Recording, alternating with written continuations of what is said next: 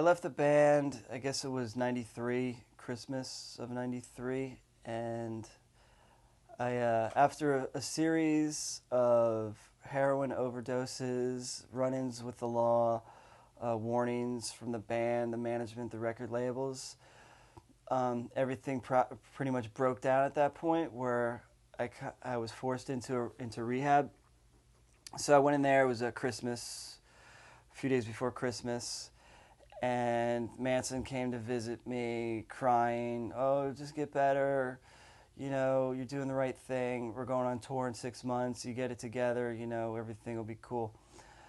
So I thought, okay, good. I'll stay in this rehab for a month or whatever, do what I got to do. And then I get a letter like Christmas Eve, like FedEx, thinking it's like a Christmas card or something. And no, it was like a form letter from the management. Your services are no longer needed, this and that. So I got fired like on Christmas Eve in rehab.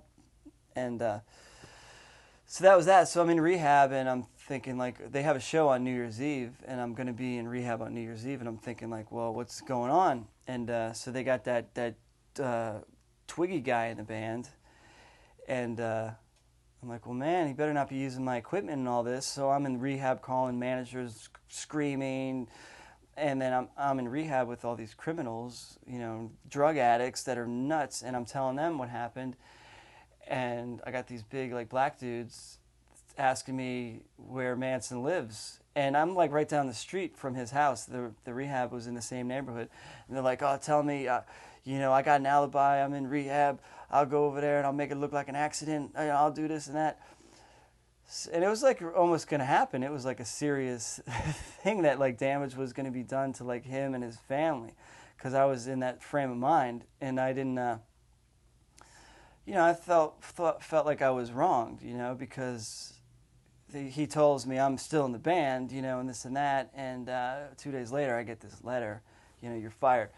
So I was, needless to say, I was in a bad mood for years after that, especially when the record came out and he's on the cover of every magazine and I have no money, I'm strung out, When I got out of rehab, the way I was thinking was I was going to have like a meeting with everybody and try to tell them, like, okay, I understand, what happened. I'm sorry. Could I just like talk to you all, with the managers there, of course. And I wanted to have it like at our warehouse, and I was going to like get them all into the warehouse and close the door and pour gasoline everywhere and set everybody on fire. So I had all these crazy like revenge fantasies, and it took me years to get over it until I realized that it wasn't their fault, it was my fault. It was like if I was in their position, I would have done the same thing. So, it all worked out,